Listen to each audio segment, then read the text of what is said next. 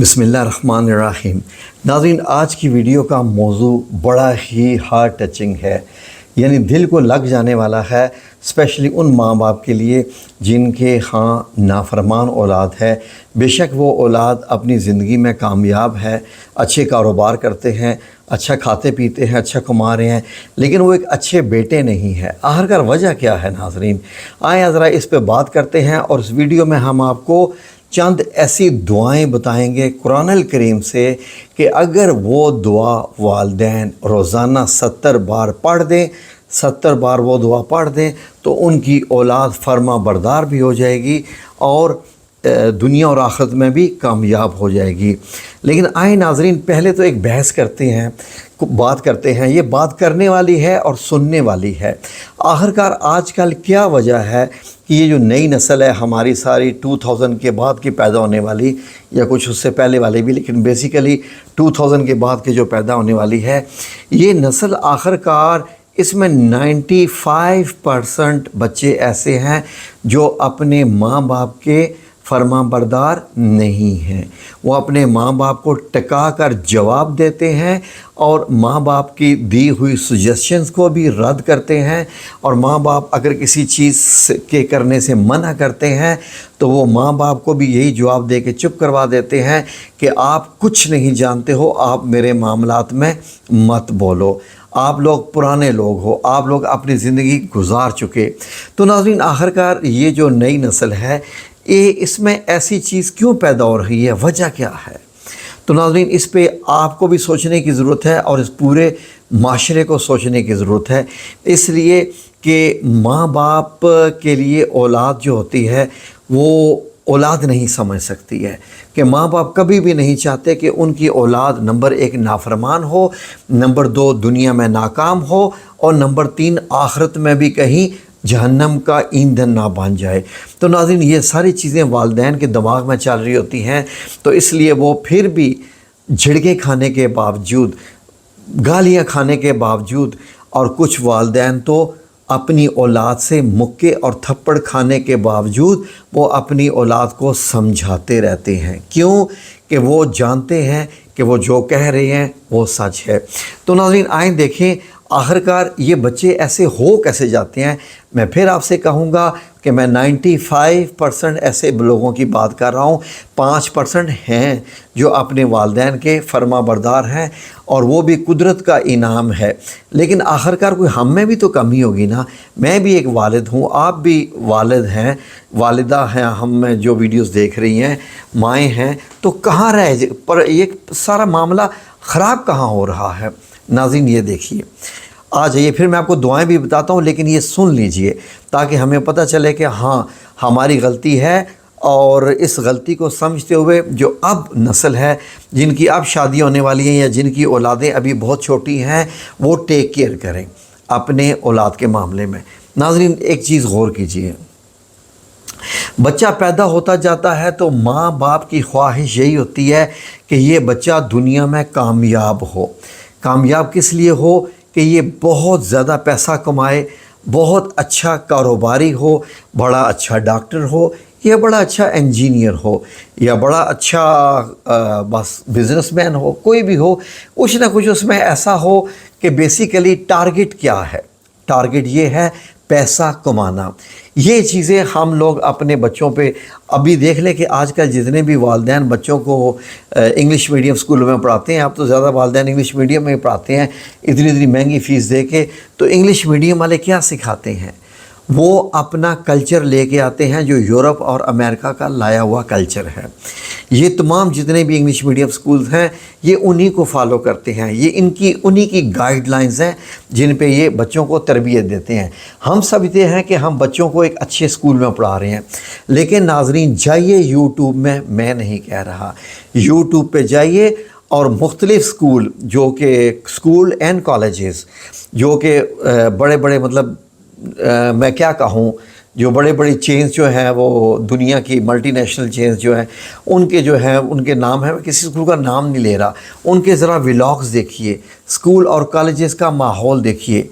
मैं देखता रहता हूँ, اس لیے کہ مجھے ریسرچ کرنی ہوتی ہے، مجھے جاننا ہوتا ہے کہ کل کو میں اپنے بچے کو کس جگہ پر ڈالوں، اور یہ اللہ کی طرف سے ہدایت ہوتی ہے، لیکن انسان کو تو اپنی کیئر کرنی چاہیے، اس لیے کہ جن بچوں کی کیئر والدین نہیں کرتے وہ پھر کھلے عام سارا کام کرتے ہیں۔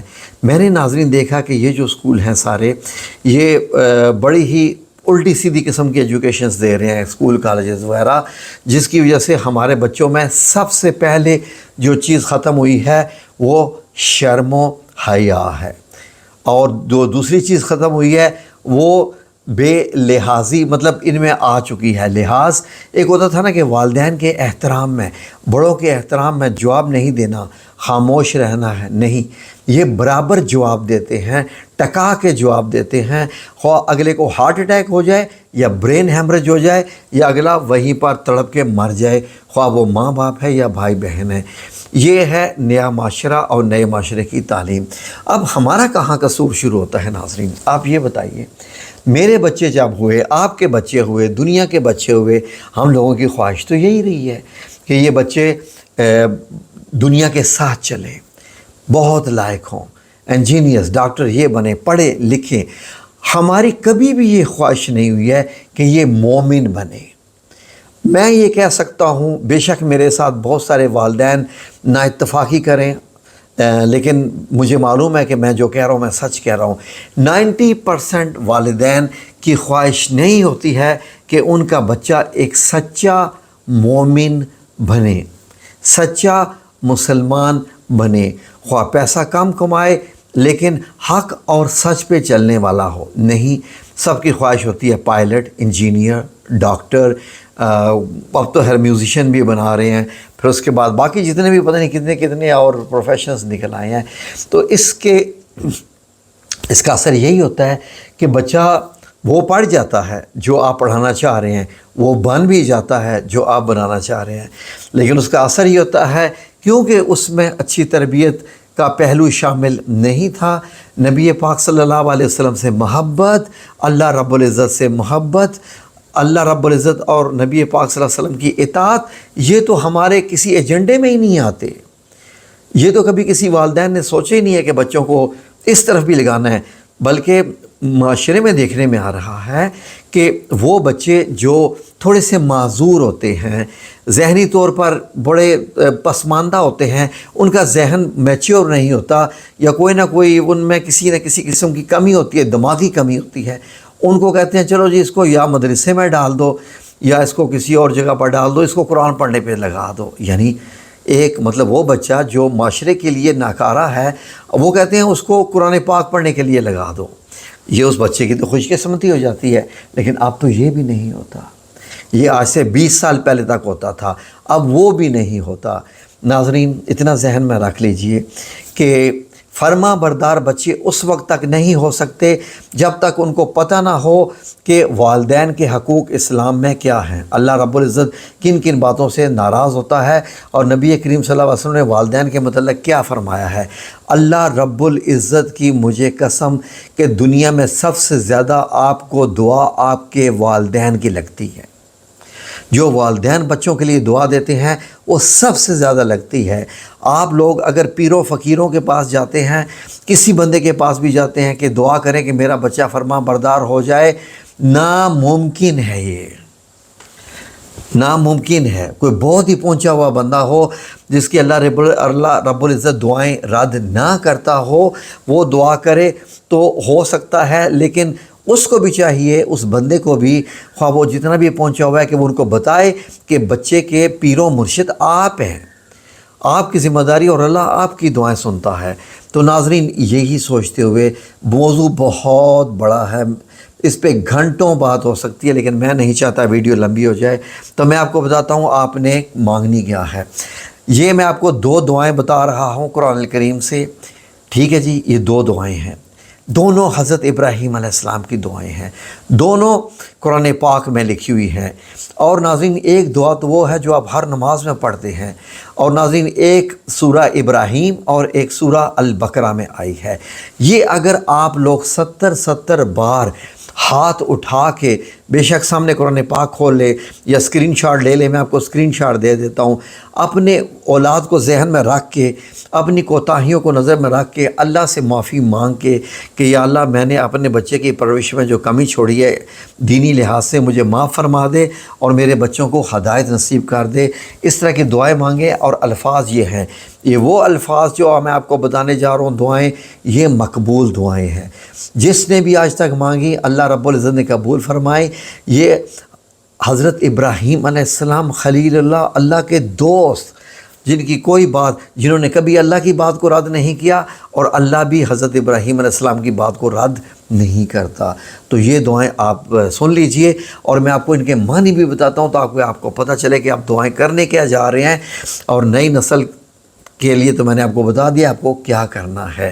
پہلے دین پڑھائیے، بعد میں فزکس کیمسٹری بایولوجی پڑھائیے، پہلے دین پڑھائیے، پرائرٹی اللہ، پرائرٹی محمد رسول اللہ صلی اللہ علیہ وسلم، بعد میں فزکس کیمسٹری بایولوجی، ٹھیک ہے جی۔ سورہ البقرہ کی آیت نمبر 128 ہے، اسکرین پہ آ رہی ہے۔ یہ آپ نے 70 بار روزانہ پڑھنی ہے، 70 ٹائم، بالکل محنت تو کرنی پڑے گی، ثواب بھی حاصل ہے آپ کو اس کا، اور اللہ رب العزت سن رہا ہے۔ اول آخر 11 بار درود پاک، اول آخر 11 بار درود پاک، یہ ایک دن کا عمل ہے، ایک دن میں 70 بار پڑھنی ہے۔ یہ دو دعائیں ہیں، 70 بار پڑھنی ہے، اول آخر درود پاک۔ بسم اللہ الرحمن الرحیم۔ ربنا واجعلنا مسلمین لک ومن ذریاتنا امة مسلمة لک وَأَرِنَا مَنَاسِكَنَا وَتُبْ عَلَيْنَا إِنَّكَ أَنْتَ التَّوَّابُ الرَّحِيمُ۔ اس کا مطلب بھی سن لیجئے، ترجمہ بھی بڑا خوبصورت ترجمہ ہے، آپ کو پتہ چلے گا آپ پڑھنے کیا جا رہے ہیں۔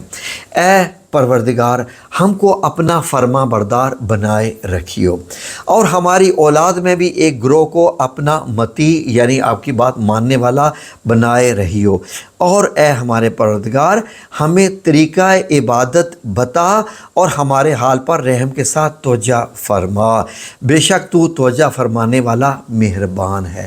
اب دوسری دعا بھی سن لیجئے، وہ بھی سورہ الابراہیم کی آیت نمبر 40 اور 41 ہے۔ 40 اور 41 میں نے ریفرنس بھی بتا دیا، جو آپ نماز میں پڑھتے ہیں، لیکن اب جب آپ نماز میں یہ دعا پڑھیں گے تو آپ کو پتہ چلے گا کہ آپ کیا پڑھ رہے ہیں۔ یہ کیا ہے؟